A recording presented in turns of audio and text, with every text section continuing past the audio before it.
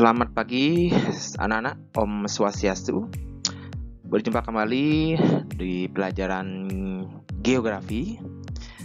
Pertama kali ini Pak akan membahas tentang materi yaitu potensi dan persebaran sumber daya untuk penyediaan bahan industri. Nah, di mana video potensi ini kita akan banyak menggali tentang persebaran sumber daya alam dan yang bisa diperbaharui maupun yang tidak bisa diperbaharui, gitu, anak-anak. Baik, langsung saja ke materi ya. Nah, secara geografis Indonesia ini sangat berpotensi ya, dan dianugerahi banyak sekali sumber daya alam yang berguna sebagai bahan baku industri. Nah, posisi Indonesia di sekitar daerah tropis dengan tingkat curah hujan yang tinggi, dilalui sistem jalur pegunungan muda yang aktif, memungkinkan tanahnya menjadi subur dan kaya akan barang tambang. Serta Indonesia sebagai negara kepulauan yang kaya akan hasil laut. Nah, selain barang tambang, potensi alam Indonesia yang dimanfaatkan sebagai bahan baku industri berasal dari bahan pertanian, perkebunan, hutan, maupun laut. Nah, adapun potensi geografis Indonesia untuk penyediaan bahan industri, nah, ini ada beberapa macam bahan baku industri dari hasil pertanian ya. Di antaranya ada kedelai ya. Nah, kedelai ini banyak dibudidayakan pada lahan yang berupa ladang, tegalan, sawah ya. Nah, biasanya penghasil kedelai terbanyak itu di Indonesia adalah di daerah Jawa Tengah, Jawa Timur, Nusa Tenggara Timur, dan Lampung.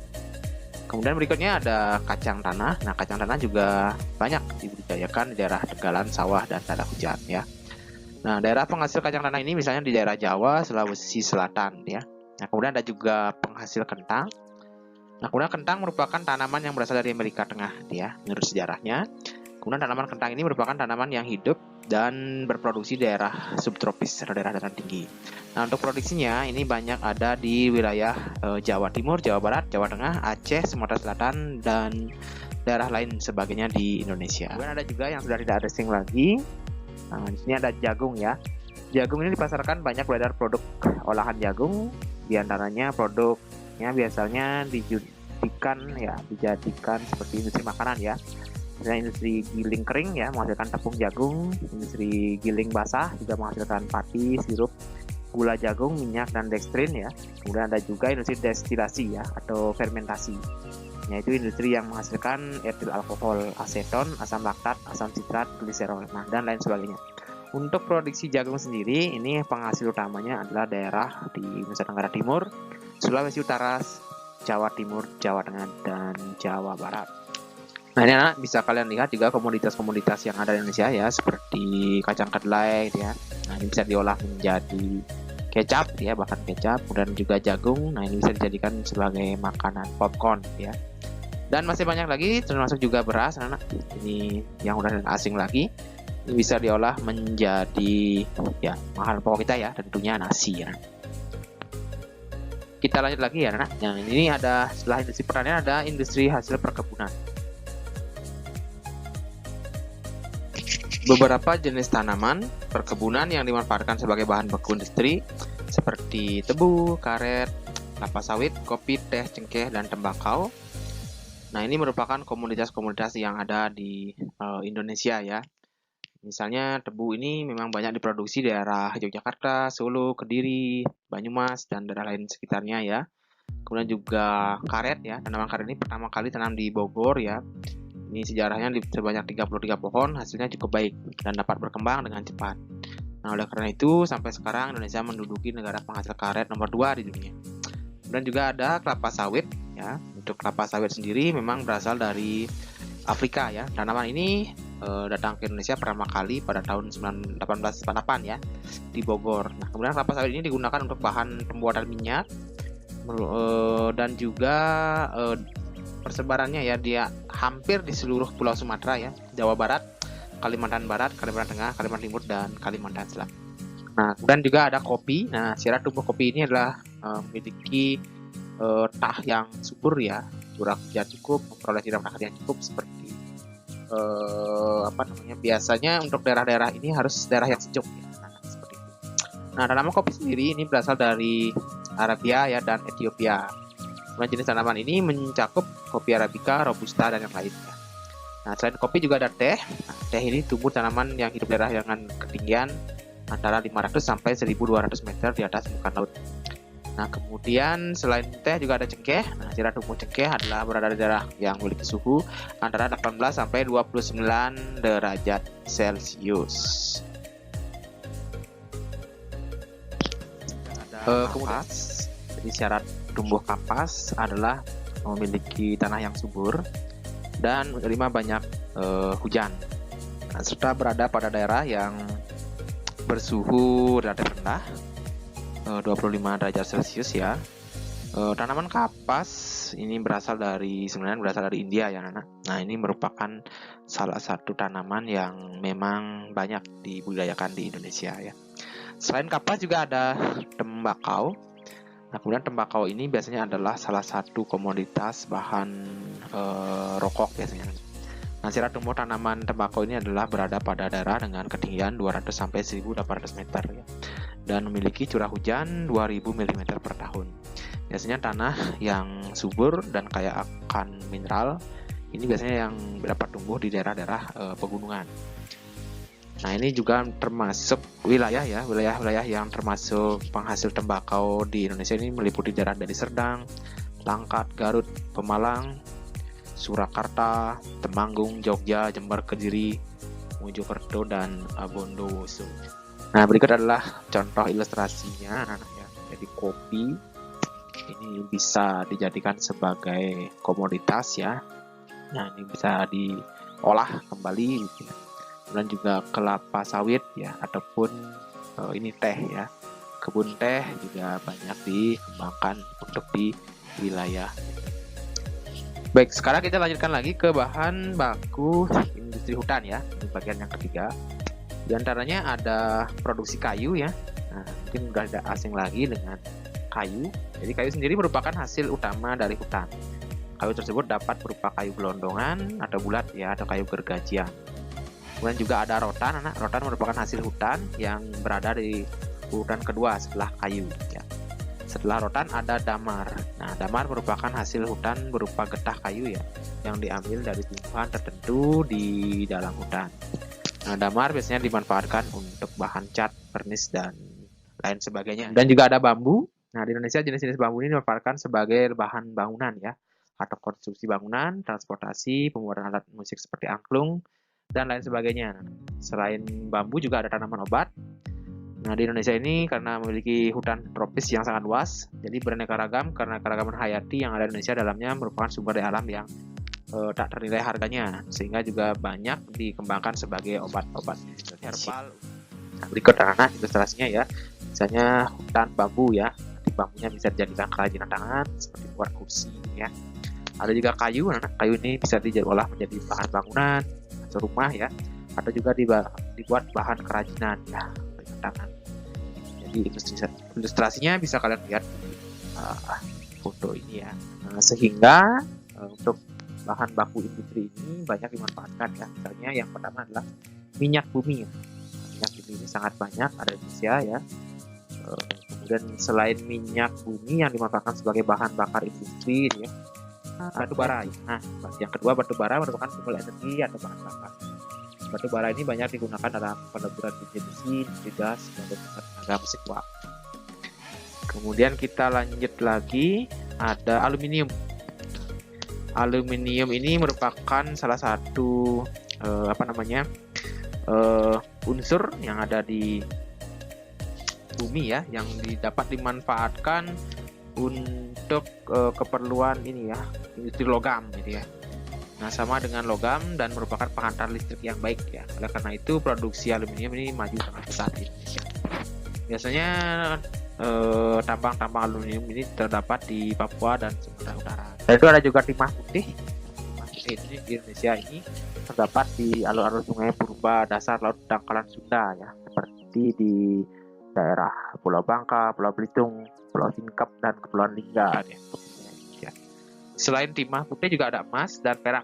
Emas ini merupakan salah satu komoditas yang sudah istilahnya sudah tak asing lagi ya. Nah, ini biasanya dijadikan untuk perhiasan anak. Nah, biasanya emas dan perak ini merupakan logam mulia. Nah, tempat-tempat penambangan emas dan perak ini misalnya di Tembagapura, Papua ya, PT Freeport, tidak asing lagi.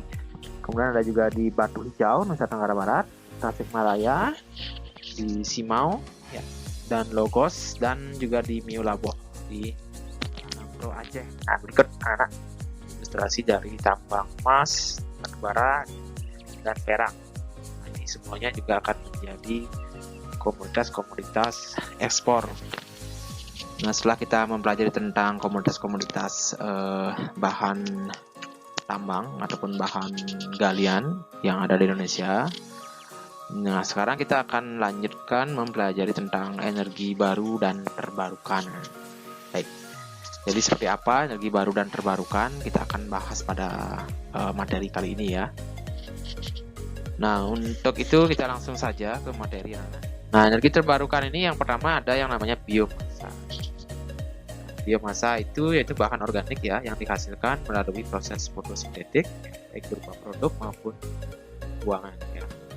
Nah, contoh dari biomasa ini antara lain tanaman, rumput, pohon, limbah pertanian, ubi, limbah hutan, tinja, dan kotoran hewan bisa dijadikan sebagai biomasa ya. Ada sumber energi yang baru ya. Nah, kelebihan dari sumber energi biomasa ini yaitu sumber energi yang dapat diperbaharui sehingga dapat menyediakan sumber energi secara berkesinambungan. Nah, yang sumber energi terbarukan yang kedua adalah panas bumi atau sering disebut dengan geotermal ya. Nah, energi panas bumi ini atau geotermal adalah sumber energi terbarukan berupa energi termal atau panas yang dihasilkan dan disimpan di dalam bumi. Nah, biasanya energi panas bumi ini dianggap cukup ekonomis, melimpah dan berkelanjutan serta tentunya ramah lingkungan. Nah, namun pemanfaatannya masih terkendala pada teknologi eksploitasi yang hanya dapat menjangkau di sekitar lempeng tektonik saja. Baik, yang ketiga adalah tenaga air, anak. Nah, air adalah sumber daya terbarukan yang terus diisi oleh siklus global, penguapan dan curah hujan. Energi air ini mengalir dapat digunakan untuk menghasilkan energi listrik, serta energi air merupakan salah satu energi alternatif bahan bakar fosil yang paling umum. Sumber energi ini diperoleh dengan cara memanfaatkan energi potensial dan energi kinetik yang dimiliki oleh air. Dan ada juga tenaga angin. Nah, biasanya tenaga angin adalah gerakan udara yang terjadi ketika naik udara hangat dan udara dingin ya. Energi angin telah digunakan selama berabad-abad untuk kapal layar, kincir angin, dan menggiling gandum ya. Kemudian energi angin ditangkap oleh turbin angin kemudian digunakan untuk menghasilkan listrik. Pemanfaatan dari energi angin menjadi listrik di Indonesia telah dilakukan seperti pada pembangkit listrik tenaga Bayu atau PLT Bayu Samas di Bantul, Yogyakarta. Baik, yang kelima ada tenaga surya. Nah, jadi tenaga surya ini berasal dari sinar matahari ya, ini sebagai energi yang paling kuat tentunya. Nah, energi surya dapat digunakan untuk pemanasan rumah ya, pencahayaan dan pendinginan, pembangkit listrik, pemanas air, dan berbagai proses industri lainnya. Energi matahari ini merupakan energi terbarukan yang berasal dari radiasi dan panas yang dipancarkan oleh matahari.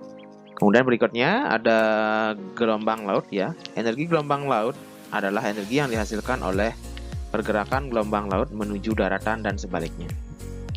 Dari energi ini ya, gelombang laut dapat dimanfaatkan untuk menghasilkan listrik.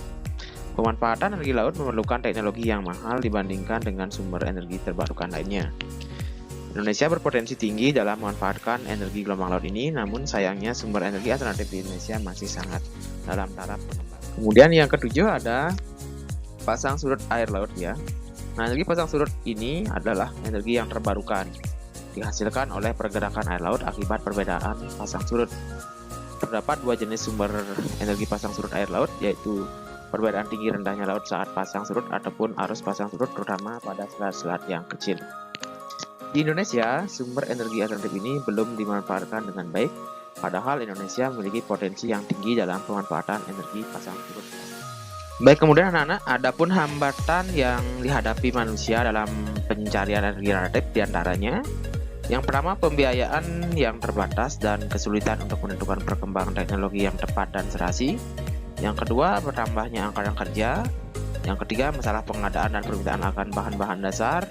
Yang keempat, masalah kebijaksanaan pengelolaan sumber daya alam, energi, dan lingkungan hidup. Yang kelima, langkanya sumber daya manusia, keterampilan dan sumber daya penunjang. Yang keenam, masih memerlukan suku cadang impor sehingga memboroskan biaya produksi. Yang ketujuh, penciptaan teknologi tepat guna yang sangat lambat. Yang kedelapan, kurangnya peran serta lembaga-lembaga dalam pengembangan teknologi tepat guna. Yang kesembilan, kurangnya pendidikan kejuruan dan kesadaran akan arti penting dari keterampilan memanfaatkan teknologi. Kelebihannya, jadi kelebihan dari energi terbarukan ini adalah ya, yang pertama energi terbarukan, tentunya energi yang paling baru ya. Kemudian ramah lingkungan tentunya. Yang ketiga, sumber energinya adalah gratis ya. Dan yang keempat adalah pasokan sumber energi adalah melimpah, seperti itu. Nah, kemudian kekurangannya biaya instalasi awal yang tinggi, kemudian penyimpanan dan transportasi, kemudian yang ketiga tidak dapat diandalkan, dan yang keempat belum begitu bisa efisien jika digunakan. Nah, potensi dan sebaran sumber daya alam energi terbarukan, anak. Di sini ada peta Indonesia ya, di mana yang warna titik kuning adalah potensi energi surya ya. Yang warna biru adalah potensi energi angin, dan yang warna hijau adalah potensi mikrohidro, seperti itu anak. Baik, jadi demikian anak. Ini sebagai acuan untuk pembelajaran kita pada pertemuan kita kali ini.